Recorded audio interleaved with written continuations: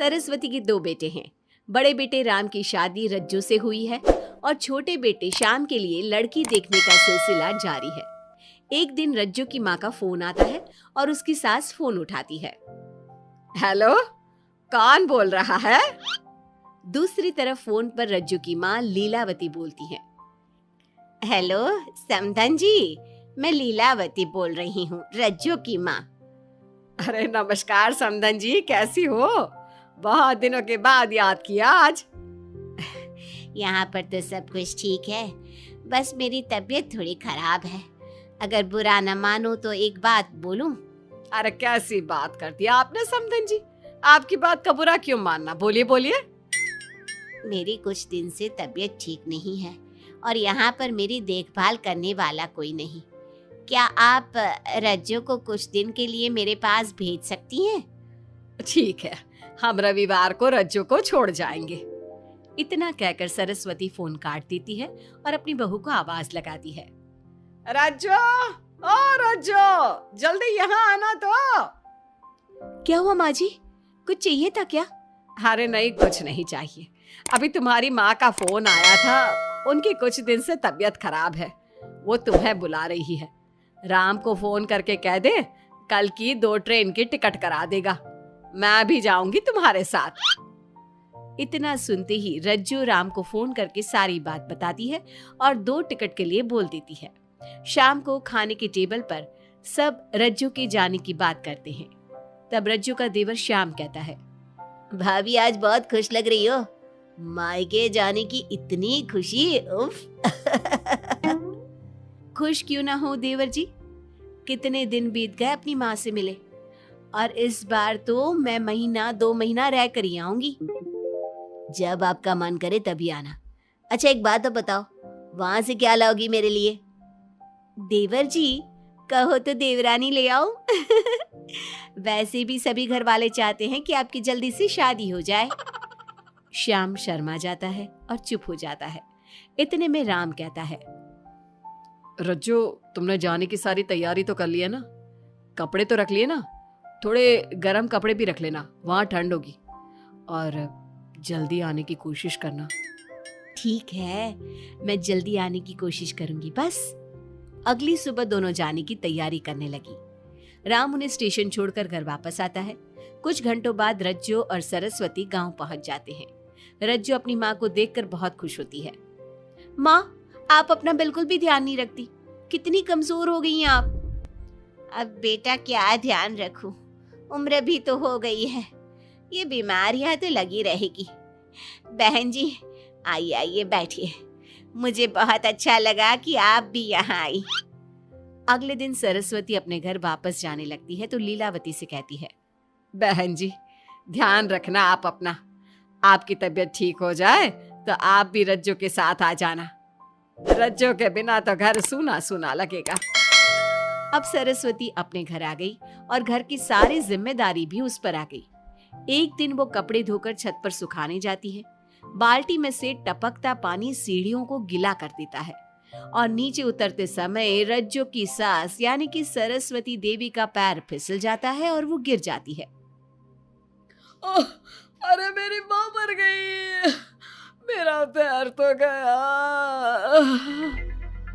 लेकिन घर में कोई नहीं था। सरस्वती जैसे तैसे अपने आप को संभालती जाकर कुर्सी पर बैठती है।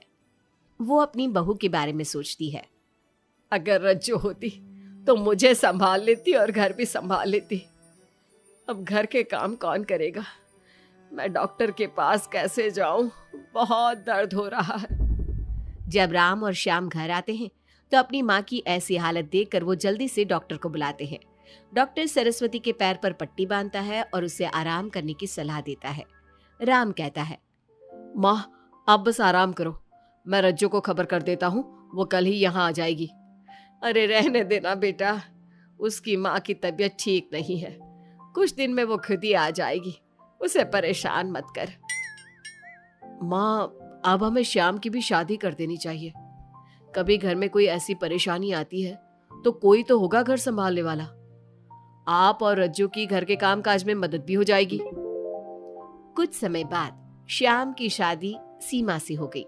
लेकिन सीमा ने तो आते ही घर में क्लेश शुरू कर दिया।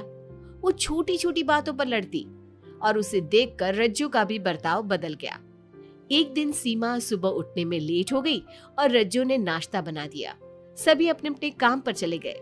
जैसे ही सीमा अपने कमरे से आई तो रज्जू ने कहा, तुम साफ सफाई कर लो, मैं कपड़े धोने जा रही हूँ, जल्दी काम हो जाएगा। रज्जू की बात सुनते ही सीमा आग बबूला हो गई और कहने लगी, आज मैं उठने में लेट क्या हो गई? आप मुझ पर हुक्म चलाने लगी। मुझसे कोई इस तरह से बात करी है मुझे बिल्कुल भी पसंद नहीं है। अरे सीमा, ये किस तरह की बात कर रही हो तुम मुझसे?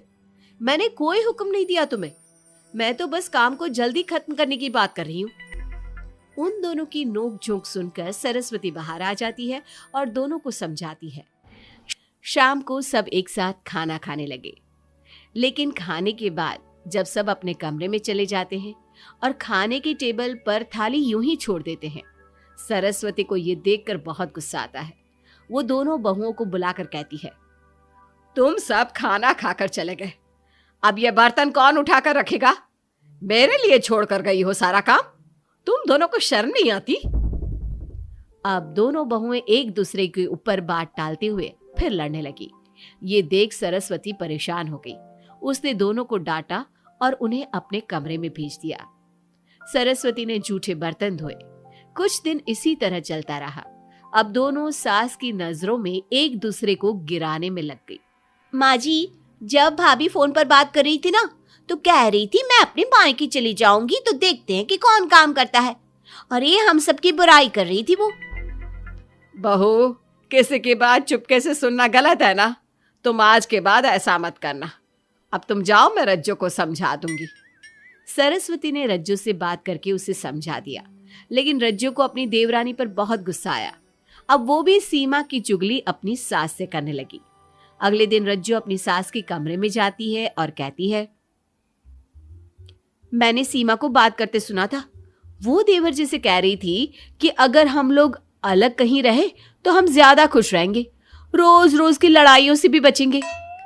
सरस्वती को इस बात पर गुस्सा तो बहुत आया, लेकिन उसने कुछ कहा नहीं। जब दोनों बहुओं को लगा कि सरस्वती उनकी बातों में नहीं आने वाली, तो उन्होंने रिश्तेदारों और पड़ोसियों से एक दूसरे की चुगली करना शुरू कर दिया। जब सरस्वती को ये बात पता चली तो उसने इनकी लड़ाई को शांत करने का उपाय निकाला। रज्जो, सीमा, यहाँ आओ दोनों। दोनों अपनी सास के पास आती हैं। कल मैं घर में हवन करवा रही हूँ। तुम पड़ोसियों और रिश्तेदारों को आने के लिए कह दो और हवन की सारी तैयारी कर लो। हवन का दिन आ गया। पंडित जी रामायण का पाठ करने लगे। माता सीता से महान कोई पत्नी नहीं।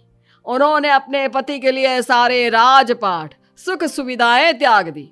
अगर कोई पत्नी अपने पति को परिवार से अलग होने को कहती है तो वो पाप की भागीदार होती है और बेटों को भी मां से अलग नहीं होना चाहिए। सीमा पंडित जी की बात बहुत ध्यान से सुन रही थी और उनकी हाँ में हाँ मिला रही थी। ऐसे ही रामायण का पाठ अंतिम सीमा पर आ गया, जिसमें विभीषण के बारे में बताया गया था। अगर विभीषण अपने भाई का भेद न देता तो रावण का विनाश नामुमकिन था।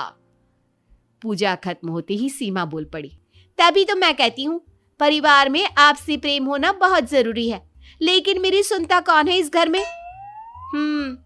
आपसी प्रेम की बात कौन कर रहा है, जिसने घर में आती ही लड़ाइयां शुरू करवा दी। दोनों में फिर से नोक झोंक शुरू हो गई।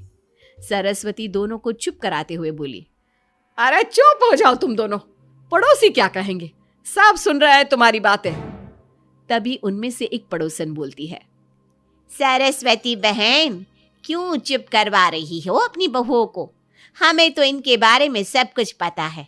ये दोनों हमारे घर आकर एक दूसरे की चुगली करती है। तुम्हारे घर की हर छोटी से छोटी चीज पता है हमें। आंटी जी, हमने अपना समझ के आपको कुछ बता दिया तो इसका मतलब ये नहीं कि आप सबके सामने हमारी सास से हमारी शिकायत करेंगी। आप तो सबसे बड़ी चुगलखोर हो। सीमा की बात सुनकर सभी पड़ोसन उन्हें बुरा भला कहने लगी। उनकी बातें सुनकर दोनों बहुएं सबके सामने बहुत शर्मिंदा हुई। जब सब उनके घर चले गए तो सरस्वती ने अपनी बहुओं से कहा, अब तुम दोनों को तो बहुत खुशी होगी। कि सारे मोहल्ले की औरतें हमारे ही घर में खड़ी होकर हमें ही सुनाकर चली गई। हमें काफी साल हो गए यहाँ रहते हुए, लेकिन आज तक किसी में भी इतनी हिम्मत नहीं थी कि हमसे ऊंची आवाज में भी बोल पाए। लेकिन आज तुम दोनों की वजह से ये सब हमारी बुराई कर रहे हैं। तुम दोनों ने ये सब अच्छा नहीं किया। सीमा, तुम्हारे इस घर में आने से पहले हम सब बहुत प्यार से रहते थे, लेकिन ये सब लड़ाइयाँ तुम्हारे आने के बाद शुरू हुई है। आज के बाद तुमने घर में किसी से भी झगड़ा किया तो मैं तुम्हें तुम्हारे मायके छोड़ आऊंगा, समझी तुम? ये बात सुनकर सीमा रोने लगी और सबसे माफी मांगने लगी। पंडित जी भी ये सब देख रहे थे। उन्होंने सबको शांत करवाया। कृपया आप सभी शांत हो जाइए, गुस्से से तो बात और बिगड़ जाएगी। अगर आप दोनों बहुएं मिलकर रहती, घर की बात घर में रखती, तो कोई आपसे कुछ कहने की हिम्मत नहीं करता। आज आपको इस बात का एहसास तो हो ही गया होगा। औरत ही तो होती है जो मकान को घर बनाती है। अब भी कुछ नहीं बिगड़ा, आप दोनों प्यार से रहो। आपके पड़ोसी और रिश्तेदार अपने आप चुप हो जाएंगे। पंडित जी की बात दोनों बहुओं की समझ में आ गई। अब दोनों प्यार से रहने लगी। इसी तरह समय बीत गया। अब पड़ोस की औरतें उनके प्यार की मिसालें देने लगी।